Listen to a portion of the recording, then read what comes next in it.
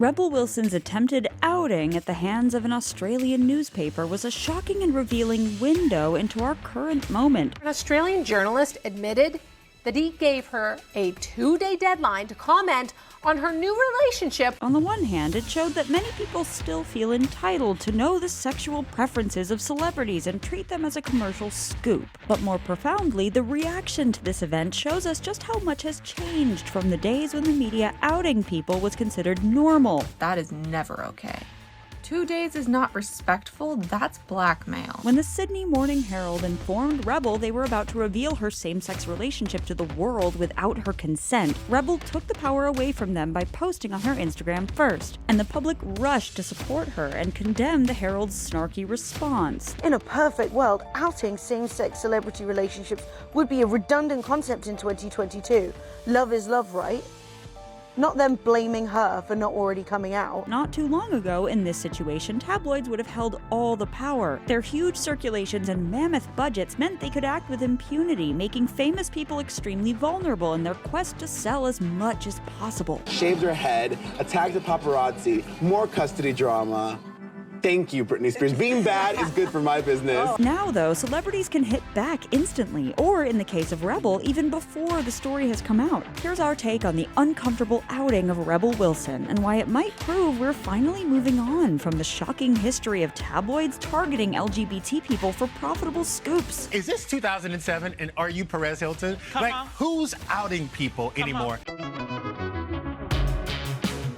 At first, it felt like Rebel had come out voluntarily. On June 9th, she posted a photo on Instagram of herself with fashion designer Ramona Agruma with the caption, "I thought I was searching for a Disney prince, but maybe what I really needed all this time was a Disney princess. Hashtag love is love." But 2 days later, Sydney Morning Herald journalist Andrew Hornery complained in his weekly celebrity column that Wilson had gazumped him as he was ready to pull the trigger on the news of their relationship that week. While Rebel remained pretty silent on the affair, she did make her feelings known via Twitter, saying it was a very hard situation, but trying to handle it with grace. I don't know what's worse, the Sydney Morning Herald admitting that they were going to out Rebel Wilson, or the fact that they were going to do it to begin with. There's a long history of tabloids outing people. In 2020, British TV presenter Philip Schofield came out live on one of the UK's biggest morning TV shows in a very emotional piece that was celebrated as a real act of courage. I have made this decision, which is essential for me and essential for my head. Yeah. And that's principally the reason that I've done this. However, it was then revealed that he was effectively blackmailed by the Rupert Murdoch-owned tabloid The Sun. Back in 1990, The Sun used the same tactics against English footballer Justin Fashanu. He never played football again, and then tragically took his own life. Even Gawker had an uncomfortable history of outing people. I agree with outing in certain cases, yeah. One of whom, Peter Thiel, was the man who funded the lawsuit that eventually led to their closure. All these examples, culminating in Rebel's case, demonstrate a sense of entitlement the tabloids still feel toward LGBT people. In Hornery's initial article, he claimed it was a big mistake for the Herald to respect the journalistic standard of giving her a chance to comment before publishing the article about her relationship. And he strangely rationalized that because she's until now been publicly identified as straight, it's unlikely that she's experienced discrimination, let alone homophobia. Overall, the article expresses a tone of disdain toward Wilson for not letting the paper reveal the news of her relationship. But it's patently absurd for this publication to feel so wrong that they didn't get to forcibly out someone. We would have asked the same question had Wilson's partner been a man.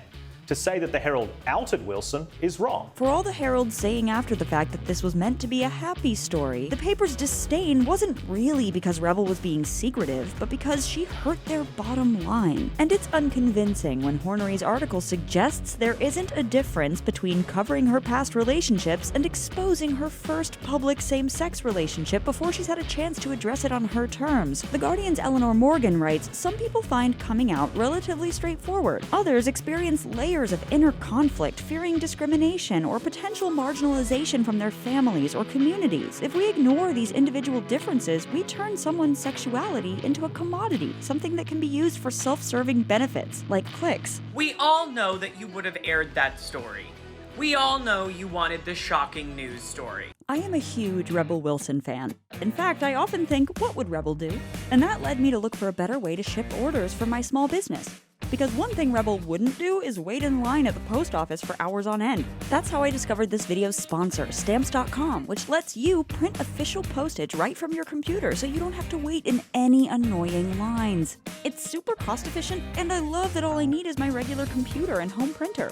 Within minutes, I can pay for official postage from UPS and USPS at incredible discounted rates and print it right then and there. I was amazed by how quickly I was up and running, printing official postage for any letter, any package, anywhere I want to send. So why not join? No matter who you are, Stamps.com is the mailing and shipping solution for you, saving time, money, and stress. You can sign up with promo code THETAKE for a special offer that includes a 4-week trial, plus free postage and a digital scale. No long-term commitments or contracts. Just go to Stamps.com, click the microphone at the top of the page, and enter code THETAKE. Thanks again to Stamps.com, this video's sponsor, the easiest way to pay for postage online. Forced outing is an act of violence. Not only is it an invasion of privacy, it assumes that the process of understanding your sexuality is simple and one size fits all. At its most harmful, the traumatic effects of being unwillingly outed have led to suicide. Lesbian, gay, and bisexual youth are somewhere between 3 and 5 times more likely to report making a suicide attempt compared to their heterosexual peers. At the same time, when done right, coming out stories are a big positive. They give young queer people more representation, work to destigmatize toxic old-fashioned notions of homosexuality and other minoritized identities, and allow people to live as their most authentic selves. I met someone and it made me feel so happy. Well, that someone is a guy. We've also seen in recent years how the press have helped with these stories. Caitlyn Jenner's Call Me Caitlyn Vogue cover felt like a watershed moment, while Elliot Page coming out as a trans man in the public eye has been a profound, powerful education for some people about that process. What I want to focus on right now, and has been so extraordinary, is the degree of joy that I feel, the degree of presence that I feel. In the UK, for a long time there's been speculation about who would come out as the first gay male professional soccer player, and when it finally did happen in 2022, it wasn't a salacious tabloid scoop, but a carefully managed process in conjunction with Sky Sports. I feel like I'm ready to tell people about my story. I want people to know the real me. But until pretty recently, a far more harmful style of speculation was a long-accepted focus of entertainment media. Before Elliot Page transitioned, he was outed as a bisexual by LGBT blog The Generations, who wrote, "In times like these, when young gay people commit suicide out of fear of rejection, role models are needed." And for years, there was rampant and regular speculation as to whether Kristen Stewart was a lesbian, culminating in her refusal to define her sexuality in a 2016 Variety interview. The sort of fervent question that was demanded of me for so long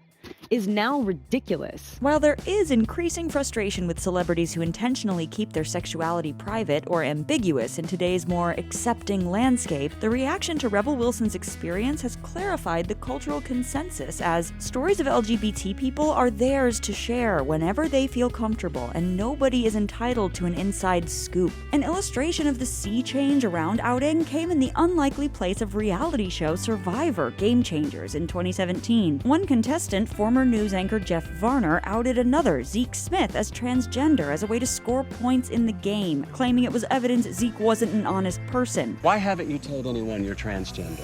What I'm showing is a deception. But immediately, Jeff's plan backfired. That's personal. You didn't have to do that. That is so wrong. In the aftermath, all the power was returned to Zeke. Rather than the clip being left in for dramatic reasons, Zeke consented to its inclusion. He had already discussed with the show's producers the potential good impact his story might have on the show's audience, and while it happened in a pretty shocking way, he turned it into a positive. By showing what happened, maybe it wouldn't happen to someone else, and something good could come of it. Ironically, both Andrew Hornery and Jeff Varner are gay themselves, so they go to show that even those who should know best that forced outing is unacceptable can still fall into the trap of selling out another person's privacy for personal gain. Still, much like the other contestants rushed to defend Zeke, it's comforting that the speed and ferocity of the response to support Rebel proves we're mostly on the same page about how serious and consequential this matter can be.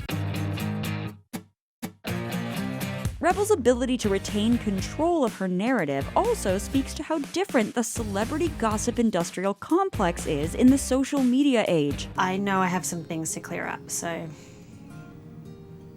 I thought this is going to be the best way. Traditionally, celebrities and the media engaged in a mutually beneficial relationship. The media knew that celebrity scoops gave them increased eyeballs, while celebrities knew that the media provided access to communicate with their audience and fans. But this stopped being an even relationship around the 2000s as tabloid journalism reached its peak power. In the aughts, the perfect storm of old-fashioned tabloids and new bloggers came together to create an arms race for celebrity content, which came at the extreme expense of celebrity well-being. Examples like Britney Spears and Lindsay Lohan suffered breakdowns and serious mental health issues that were exacerbated, if not caused, by predatory paparazzi. You have to realize that we're people, and that we just need privacy, and we need our respect. Now, there are more tools available for celebrities to circumvent the mainstream media by essentially scooping the tabloids with their own social media. Vice's Sophie Wilkinson wrote in 2016 how Taylor Swift, spotting a paparazzi with a long lens camera taking photos of her on holiday, simply uploaded a selfie to Instagram, beating him to the punch. Artists like Britney Spears and Kesha have used social media to give their side of the story for ongoing legal battles. Britney using her Instagram to explain the truth about her conservatorship, and Kesha using hers to talk about her court case against producer Dr. Luke.